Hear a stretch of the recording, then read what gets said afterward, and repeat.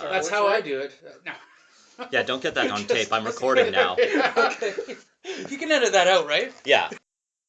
Coming to you from the West Coast, this is PolitiCoast, or at least a sort of teaser for it.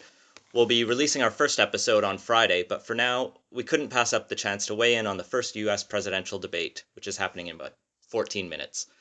Since this may be the first of the last U.S. presidential debates, or even the last debates before the apocalypse begins, so while we'd usually remain focused on the BC angle of the story, today we're just going to ramble through some thoughts on this election coming up. I'm Ian. I'm Scott. And we're throwing in Trevor. Yep. Say hi. I'm Trevor. We're not on iTunes yet, but we are on Google Play, Stitcher, and TuneIn, so leave us a review there and on iTunes when we find us. And make sure to follow us on Facebook, we're PolitiCoast, and on Twitter at PolitiCoastPod. So let's get started. What do we expect to happen tonight? I expect one of the candidates to say dicks out for Harambe. Either Hillary to appeal to millennials or Donald Trump just because he wants to whip his dick out. Do you think that will cost them votes with the minority crowd? I know Trump doesn't care. Trump has votes He will pretend to care. He'll pretend to care, not minority groups, that's obvious. Fair enough. Scott, any other expectations for tonight? Well, the big thing I think is Hillary's going to try and really highlight Trump's inexperience to try and catch him up on just his complete lack of depth on any substantive policy matter. And the whole thing's going to be, this is how unpresidential Trump is, and try and win over the undecideds. It's going to be tough. I mean, in every debate or in every discussion so far that they've had with him, or like long-form media interview, he can just get away with rambling, and maybe that's just the journalists letting him go. Maybe it's just the American people don't care, or enough of them, which is a scary, scary thought. Well, I think in this case, you got her to hold his feet to the fire, so you'll see a lot more kind of hard-hitting questions on the sort of vagaries of Trumpism. Right. Is there anything else that you'll be watching for tonight?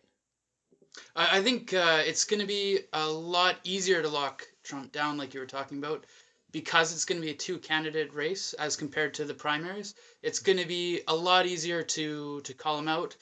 It's going to be a lot harder for him to bullshit and sort of makes something that vaguely sounds good enough to articulate in a point where they're giving him so much time to talk. I mean, they're giving him more rope to hang himself with, right? So I mean, I'll be honest, like, I've followed the election, but I haven't really gone and watched a full Trump speech because I don't hate myself.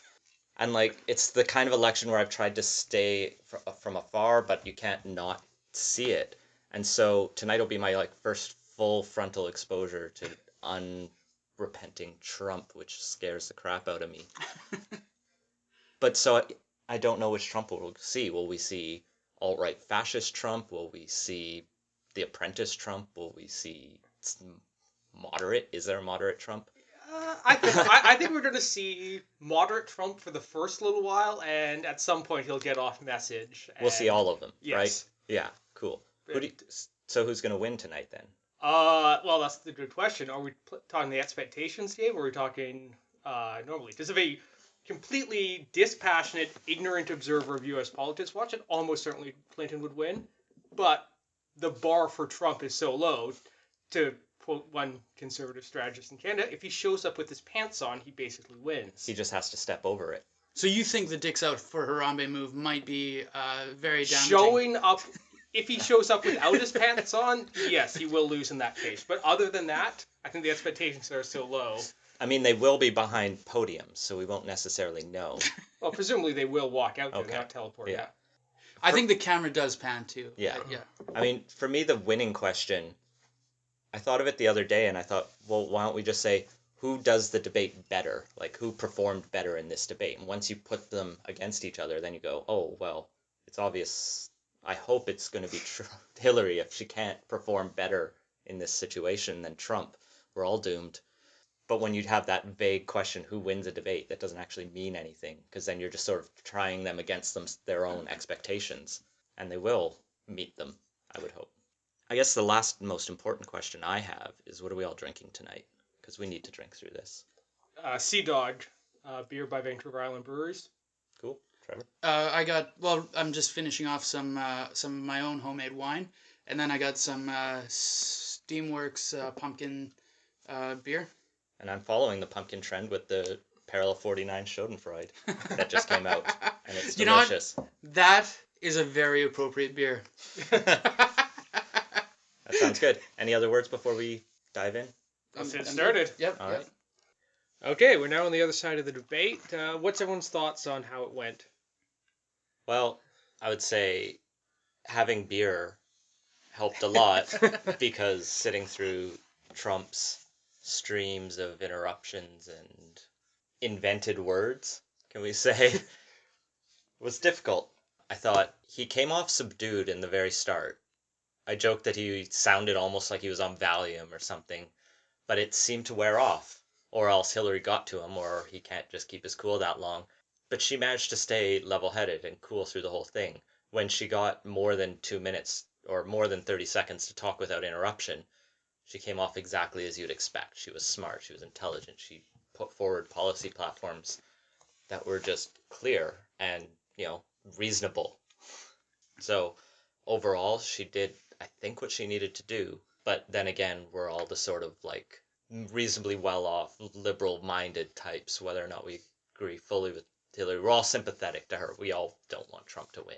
So I can't sympathize with the people who would think he did well tonight. I think I was right about the extra rope working out in Hillary's favor. Seemed like the more time she left him to talk, the more rope she was giving him, and he was making a noose of it for himself. He it was pretty bizarre, some of his stuff there. Like he went off on stuff that was completely factually wrong. And I mean, I don't know if that plays well with him or if that will play against him. Well, the moments when Hillary asked, has he, or pointed out 2 occasions where she knew for a fact from court records that he had paid no federal taxes, he boasted about it. He said, yeah, because I'm a good businessman. It's like, I don't know who that appeals to. Are there people out there who think corporate welfare queens, I guess, right? Yeah, it could be either that or it's appealing to we need someone who's smart and savvy and working for us instead of them. To take a more generous approach that's probably warranted on it. But yeah, I think that was a huge misstep on his part. The last thing you want to do as a presidential candidate is basically be like, yeah, fuck the government. Well, it's almost like he didn't prepare for tonight at all. Yeah, that is probably true. What were your overall thoughts? Yeah, well, like I said, at the start, Clinton really needed to go for the I'm super presidential and this guy isn't, and that's basically what happened. She was calm, collected through the whole thing, and Trump got progressively more unhinged and had a more difficult time sticking to message as it went on. Yeah, I think in the latter half, when it really got into the security and foreign policy issue, that's definitely her strong suit, and she could speak to exactly what she would do. And Trump seemed to fall back on this, I have this secret plan, and I'm not going to tell you it because then our enemies will know it. And it's not like she told anything that you wouldn't expect, but she could at least talk about how the importance of diplomacy. The secret plan is the American, I have a girlfriend in Canada, she's totally there, but you can't see her or meet her or know who she is, right? This sort of thing, right? Yeah. It's completely ridiculous, and I feel like it's probably transparent on the majority of the electorate. I don't know about... That's the thing. OPSEC is definitely important, but does anybody think there's actually a plan behind that, or is this all bluster? Come on, right? Yeah, who really believes him that he's got some secret plan, This isn't Sun Tzu running for president here. There is no grand strategy hiding behind deception here. It is all just empty bluster. Yeah. I mean, it was encouraging. We were watching the CNN post-debate, and they're throwing up the poll numbers right now, and they prefaced it talking about how their sample was Democratic biased, but the sort of questions right now, it's can Trump handle the presidency? 55% said no. Who has better understanding of the issues? Who won the debate? Those are 2/3 of them say Clinton. I mean, there's a very strong support for Clinton coming out of there. And they said, 40% of their respondents who watched the debate are Democrats versus 25% are Republicans. That sort of base is almost the only people who think Trump won the debate. So it's sort of he got his base. The people who've already bought his weird neo-fascist, scary, totalitarian message are probably pretty happy tonight, because if they weren't deluded already. Wait, I mean, while you say that, some of the other numbers that were up there was splits like, could Trump handle the presidency? There was like only 55% saying no. And I mean, that seems pretty low to me. I mean, did they watch the same debate as me? That was a weird one, because that was in the same poll that talked about 2/3 of the viewers thinking Hillary won. Yeah. So Well, I don't know what they're saying about I it. don't necessarily see that as a conflicting stat.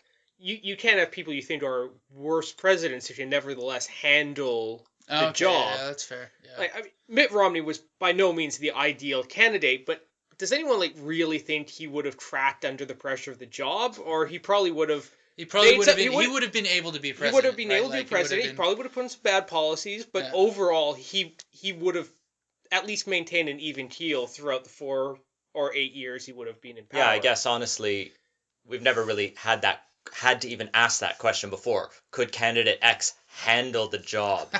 And a majority say no. Like in 2008, in 2012, even in, Bush Gore, in whoever Bill Clinton faced off against. I don't remember because I was Bush and Dole.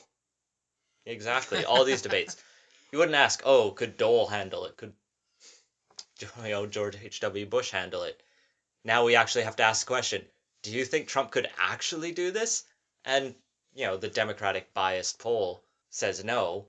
Yeah, I mean, it's only slightly Democratic bias. Like, if there's only 40-some% of that demographic in there, at least 10% of the people who are saying he couldn't handle it are independents, right? So I mean, I'm just saying there's even like a lot of independent people who are against it, or thinking that he can't handle it, right? Yeah. I mean, I think coming out of this, there's a lot of talk of, where the polls were going. We've seen this sort of terrifying convergence of Clinton and Trump's numbers towards an almost coin flip level of who will win if the election was held today. But I think we've hit a turning point. I mean, we asked the question among our little group before, do debates actually matter? And sometimes they don't, but usually these big presidential ones where you have maybe 100 million people watching, I think they do. I mean, we saw the 2011 Canadian federal election debate really swing when Jack Layton gave a really convincing When he really dug performance. into it naturally. Exactly. He got a good thing going there. And in 2015, the Rachel Notley campaign in Alberta, she managed to really present herself as a viable, and the Alberta NDP as a viable alternative to the essentially corrupt progressive conservatives that everyone had given up on, and the only alternative. So, and even the Canadian federal one, I think there was a point there where Angry Tom just didn't show up to the debate, and that really hurt. Yeah. The NDP massively misread that election, and they didn't seize on the change zeitgeist that was in there. And I think the debate performance really highlighted that, where Mulcair was very low key, not really energetic, and it left the fertile, seize the day change ground to Well, I mean, and that helped push things. I feel like that party had been misreading that tide of change since 2012 when they elected Tom Mulcair to be their leader, But anyway, Well, so what's the zeitgeist in America right now? Who read it better? That's something I'm not sure of, actually, because on one hand, yeah, there's definitely some new political feelings and movements coming to the forefront, but at the same time, I'm having trouble putting my finger on what the overall narrative of the campaign is. I can kind of get Trump's narrative of Disaffectment at the Yes. whole political establishment and anger and... Yes, but I can't put a finger on what kind of the Clinton narrative is so much, other than the same but different. Yeah, that's what I was joking earlier, change through consistency is her clear Veep message, because I love obscure references. I mean, Bernie Sanders, Jeremy Corbyn in the UK, they captured on this disaffectment, this anger with the establishment and elites that are sort of following the same trend. And then that's the sort of left side of it. But then you have the Brexit and the Trump supporters who are also equally sort of left behind almost. And it's the sort of result, I think, of growing inequality, that they're looking for a savior. And they're like, who can present simple solutions to complex problems? And Trump presents simple solutions. They're so simple, a fifth grader could present them. That was another joke I saw on Facebook. This was a university professor versus a fifth grader trying to debate. But Yes, but at the same time, I feel like the kind of, I want to say, status quo hasn't. They've gotten so used to being the dominant position, they've forgotten how to win. yeah, I've heard this point made about economic right in the post Cold War era, where they've won and don't really know how to make the arguments anymore. And I feel like the same thing kind of goes for the other established status quo positions, is that a lot of them don't know how to make the argument on it without getting into nitty gritty policy details or hitting easy buzzwords, like, just calling it something racist, xenophobic, and kind of pushing it off there. And they don't really know how to argue on substantive policy grounds, which I think was probably Clinton's weakest point, was in the start of it with the trade. Right? The economic evidence is really clear on the benefits of trade, but it's a hard argument to make, and it's even harder by the fact that there's been 20 years of not really having to really fight that argument, that everybody's forgotten how to make those arguments. they got into a NAFTA debate, which is what Canada argued in '93. And to be fair, though, I It's think even older than that. It was the '84 election, wasn't it? Oh, I'd have to double check that. but think the I- whole division that happens with regard to the free trade and this sort of stuff, this falls on it's a measure of rhetoric, like where they're trying to make this sort of point of win on communities who've been very negatively affected by outsourcing and these sorts of things. That's what Trump is going for, and it's actually. I think Michael Moore was the first one to sort of comment on this strategy that he's sort of using to sort of win over these states rather than going for swing states by focusing on this messaging. And I don't know how successful it will. Like, this is one of the underlying currents that you were sort of referencing in your question there. That is going to make a huge deal when it comes election time. And I don't really know a lot about the areas around there, so I mean, how will it go? the solutions Trump presented are these ideal, like, it almost sounded like he was proposing a GST at one point, but I think he was more just upset that other countries charge sales taxes that On the US imports. doesn't do at the federal level. So he's talking about like an import sales tax, which I think any economist would call a tariff. Correct me if Well, I'm wrong. I But think if it's a tariff. broad consumption tax on all consumption, it's not really a tariff because you're applying that also to domestically manufactured It stuff. didn't sound like Oh, he was okay. talking Well- about just like bringing the jobs back by just taxing things that Well, come into the yeah, that's country. what Well, I thought this that is is- Trump not having a solid grasp of policy, I think, more than anything. But And I from mean, the sounds of it, he was complaining about Mexico's VAT, which is value-added tax, basically a GST for the Canadian context, and that's applied on both domestic and foreign product. So yeah, like Mexico charges I'm going to assume Trump's numbers are right on this, a 16% VAT. Everything coming into the country gets charged 16%, where stuff going into the US doesn't necessarily get that 16%.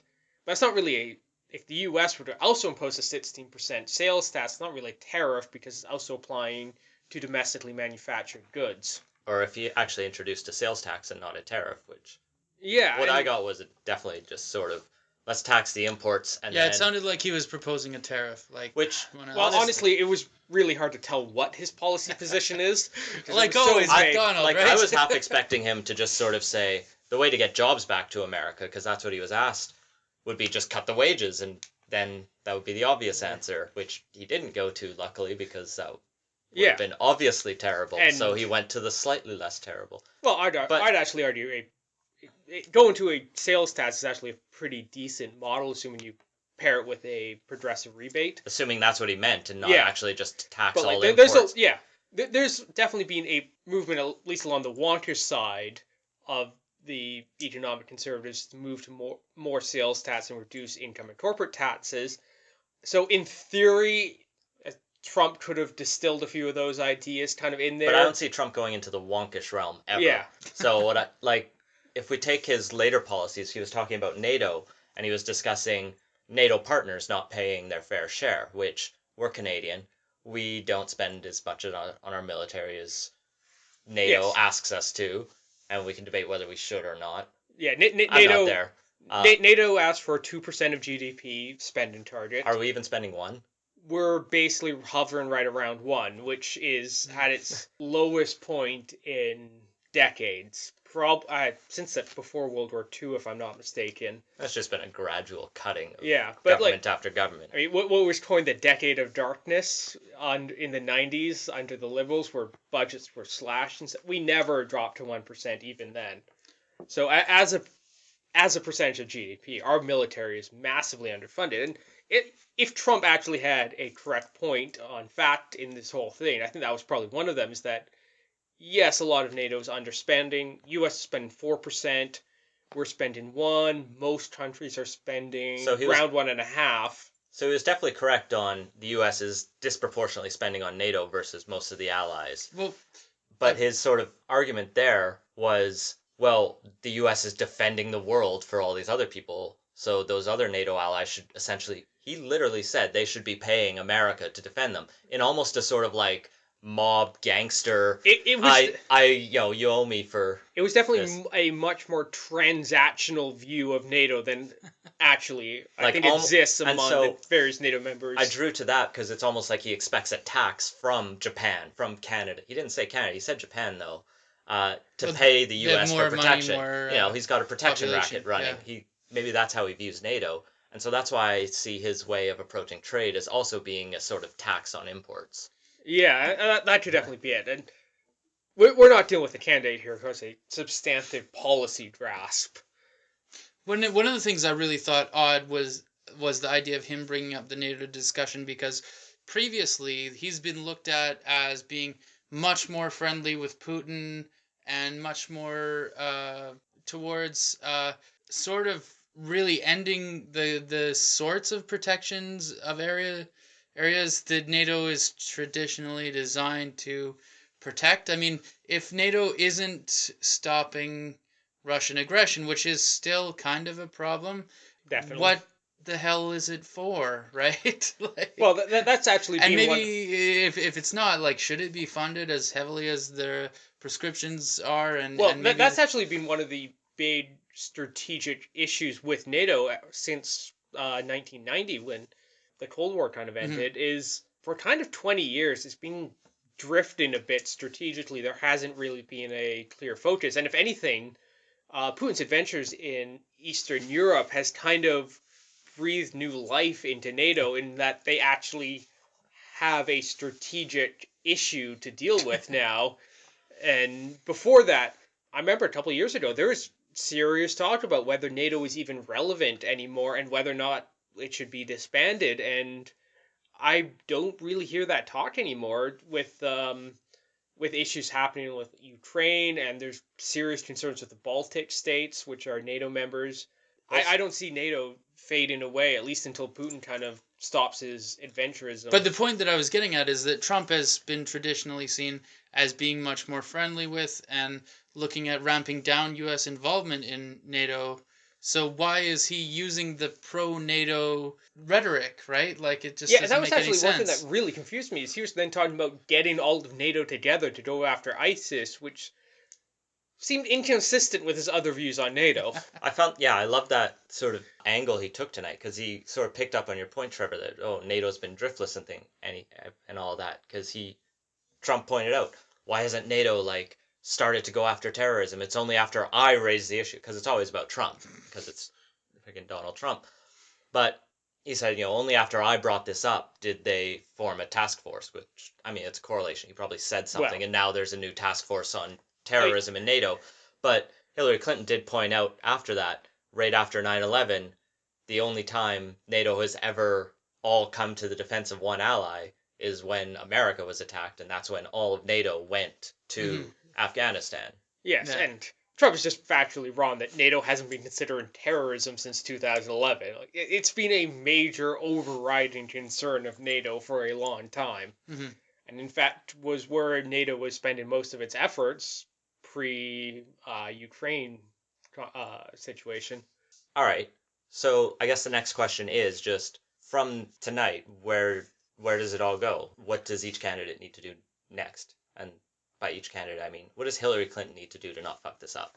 The biggest thing Clinton needs to do is both continue to establish herself as the candidate with the most presidential temperament and demeanor, and not only that, she has to find a way to both stop Trump's momentum and kind of broaden her appeal, or at least change the polls to reflect the actual degree of relative competency between the two of them. Because Trump is completely out of his lead on almost any substantive policy matter, yet they're polling so shockingly close together. It indicates there's something wrong and something isn't connected, and that's the big thing that has to get corrected for. But exactly what that is hard to say and hard to change. I think in debates going forward, Hillary was offering Trump bait, and he was coming out to take the bait, but it wasn't very good bait, or bait for very good topics to sort of really let him hang himself on these sort of topics. She needs to work on better targeting that. There wasn't a lot of meat out there if there were any of the young people she's trying to win back into the fray. So that's going to come up. He was having a hard time being coherent. He needs to be shorter in his statements, to the point a lot more, and make sure that he makes sense before he opens his mouth. Right? I mean, like there was, I mean, in the middle of the debate, I had to ask you, like, is it just me, or is he not speaking coherently right now? Because it was just non sequitur to non sequitur, Well, and he's I'm not just like, what speaking the hell is he even coherently to talking you. about? Yeah, I mean, I guess if you're talking in dog whistles and these sorts of things, maybe somebody's getting it, but like that's not gonna win him the general for sure. And I don't know. So keep Well, it up, Donald. Keep being you, because we don't want you there You do you, anyway. Donald. I mean, my take is I think Hillary is playing a longer game. She knows the election isn't until November, so she knows to play her cards when she needs to. So she took several days off to prepare for tonight because it Hmm. frankly didn't matter to her. And this is how I think when I'm feeling a little more optimistic. When I look at 538.com and I see it's a coin flip, I feel really freaking desperate. But if I want to think a little more rationally, a little bit more long term about it, I like to hope she's thinking longer term, is like it doesn't matter if he catches up a little because I can take these big jumps and these sort of platform steps, and it's maybe a bit more risky because you let him catch up.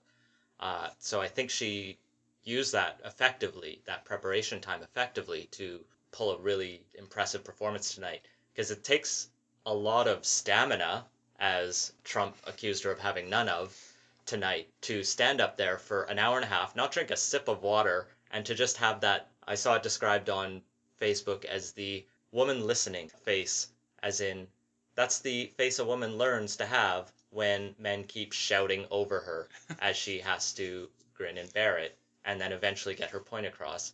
At least it was only one man that she had to face and not a whole boardroom. Fair enough. Yeah. So I'm hoping she's got the long game planned out. She has enough money in her campaign chest to hire the best people and to know the best things, so I can't presume to advise her better from, this couch here in Vancouver. So, I'm cautiously optimistic about the long-term goal for her and for her to win. I think this will turn the polls a bit in her favor, and I think she can capitalize on that.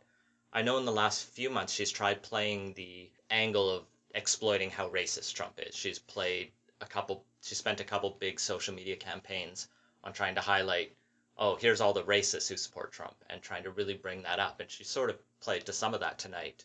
But it doesn't seem to work. I know it plays really well to us. We love it because we agree with it, and we're that sort of target audience. And maybe she's just trying to, invigorate her base to be like, Trump is so terrible, you need to make sure he doesn't win.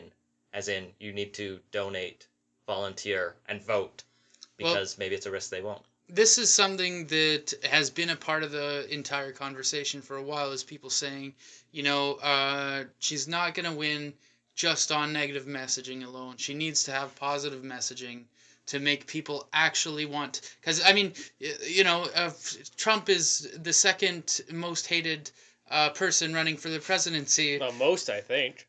Most. Between the two of them. Yeah, it's between the two of them. Sorry, that's what I meant. Is he's the most, she's the second most. They're not going to win slinging any more mud at each other. Well, right? I don't actually know about this. Like, this is a weird election where the more you can make it about the other guy, the better your chances are to win.